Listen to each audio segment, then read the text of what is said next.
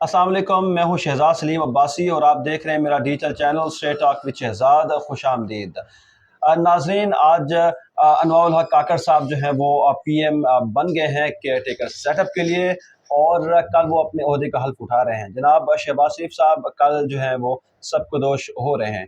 अनवारुल हक काकड़ साहब जो है वो इस्टेब्लिशमेंट के फेवरेट तरीन जो है वो उम्मीदवार थे इस सीट के लिए। इस वक्त जो आपकी मुस्लिम लीग नून है, आपकी पीपल्स पार्टी है और मौलाना फजल रहमान है, यानी आपका जो पीडीएम है, वो कभी नहीं चाह रहा था कि अनवारुल हक काकड़ साहब यानी पसमानदा जो कोई भी इलाका है वहाँ से काकड़ साहब को बनाया जाता। वो चाह रहे थे कि उनके जो अपने हॉट फेवरेट है यानी सागदार साहब वो बनते, जो आपके पीपल्स पार्टी के साहब हैं वो ये चाह रहे थे कि जिलानी साहब बनते। मौलाना फजल रहमान कुछ और चाह रहे होंगे, लेकिन यकीनन वो वही चाहते हैं जो कि नून लीग नॉर्मली चाह रही होती है।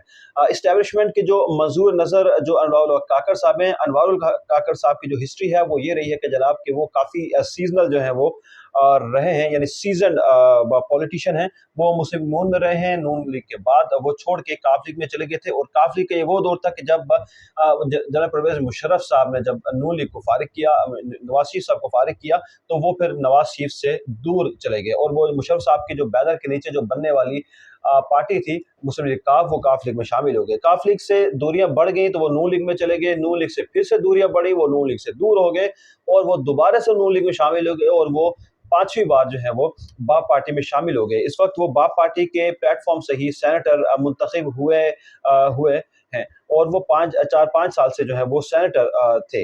आज वो जनाब निगरान वज़ीर आज़म बन गए हैं। उनके लिए जो सबसे बड़ा चैलेंज है वो ये है कि वो जो इलेक्शन है वो किस तरह से उसको इनेकाद कराते हैं। इलेक्शन कमीशन ने फैसला नहीं करना, बल्कि जो इलेक्शन का जो फैसला है वो उन्हीं ने करना है जो कि इनको लाए हैं। जो अनवारुल हक काकड़ साहब हैं वो इलेक्शन जो है वो 3 माह में कराते हैं, 4 माह में कराते हैं या 6 माह में कराते हैं। ये कहना कुछ ये कबल वक्त है, ये आसान नहीं है, लेकिन हो सकता है कि साल भी लग जाए इस केयर टेकर के सेटअप को। जनाब आप ये देखिए कि इनकी जो इम्पोर्टेंस है वो इस कदर ज़्यादा है कि खुर्शीद शाह साहब ने पीएम केयर टेकर पीएम के हवाले से कोई बात की, तो उस वक्त उनको पर शोकाज नोटिस आ गया जरदारी साहब की तरफ से। बिलावल भुट्टो साहब ने उनसे कहा कि आप इस पे वजाहत पेश करें। तो इसका मतलब ये हुआ कि तमाम पार्टीज ने अपने अपने वर्करों से और अपने लीडर से कहा है कि जो इस जो केयर टेकर का जो पीएम है इनके खिलाफ कोई बात ना की जाए। अनवारुल हक काकड़ साहब जो है वो शख्स है कि जो हमेशा तमाम लोगों को साथ लेकर चलने के ख्वाहां रहते हैं, इसीलिए तो आपने देखा कि उनको पीएम भी बनाया गया। इसके साथ आज दूसरा जो बहुत ही इंपॉर्टेंट टॉपिक है, एक बर्निंग इशू है। पैमरा ने किसके कहने पे ये आप नहीं कह सकते, लेकिन पैमरा ने जो है वो मुख्तलिफ एंकर पर्सन्स को और कुछ पॉलिटिशियंस को जो है वो बैन कर दिया है टीवी स्क्रीन के ऊपर, मेन स्ट्रीम मीडिया के ऊपर वो नहीं आ सकते।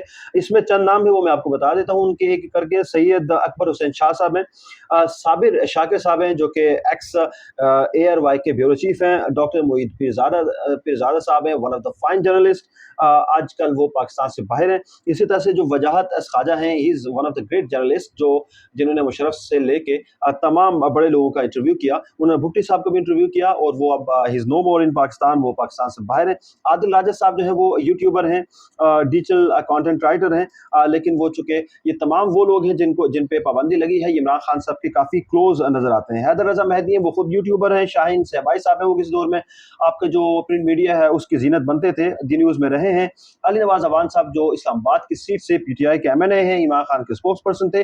फारूक हबीब साहब जो है वो इमरान खान के बहुत ही एग्रेसिव स्पोक्स पर्सन थे, और वो भी अब जो मीडिया की जीनत नहीं बन सकेंगे। मुराद सईद साहब हैं, अब वो पाकिस्तान में हैं या पाकिस्तान से बाहर हैं, बहरहाल अब वो मेन स्ट्रीम मीडिया से आउट हैं। हमाद अजहर साहब पे भी पाबंदी है।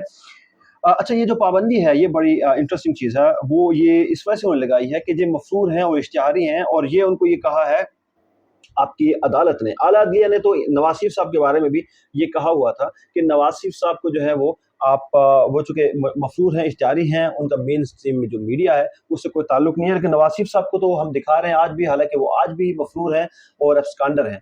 तो अगर उनके लिए यही क्राइटेरिया है तो इनके लिए भी यही क्राइटेरिया रहना चाहिए। अच्छा, इससे एक बात जो है वो बड़ी अजीब सी हमें लगती है کہ اگر ان تمام لوگوں کے لیے پیمرا نے کسی کے کہنے کے اوپر ایک سیٹ اسائڈ کیا، ایک رول طے کیا، تو کیا جو شاہ محمود قریشی صاحب ہیں، اسد عمر صاحب ہیں، عمر ایوب صاحب ہیں، یہ تمام لوگ بھی تو عمران خان صاحب کے بہت قریبی ہیں، ان کے اوپر آپ نے پابندی کیوں نہیں لگائی؟ کیا کہیں ایسا تو نہیں ہے کہ آپ یہ چاہ رہے ہیں کہ یہ تمام وہ لوگ جو پریس کانفرنس بھی نہیں کر سکے، اس کے علاوہ آپ سے بیک ڈور جو ڈپلومیسی ہے، جو چارٹر آف ڈیموکریسی جس کو آپ کہتے ہیں، یعنی جو نظر ضرورت ہے، اس کے تحت اب عمران خان کو جیل میں رکھے ایک نئی پارٹی پیرل کھڑی کر کے آپ پی ٹی آئی کی جو باغ دوڑ ہے وہ آپ ان لوگوں کو دینا چاہتے ہیں؟ تو میرے خیال میں یہ ٹھیک رستہ نہیں ہے۔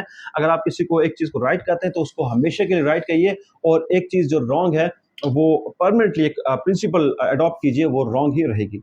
اگلے ویلاگ میں ملتے ہیں، اللہ نگہبان۔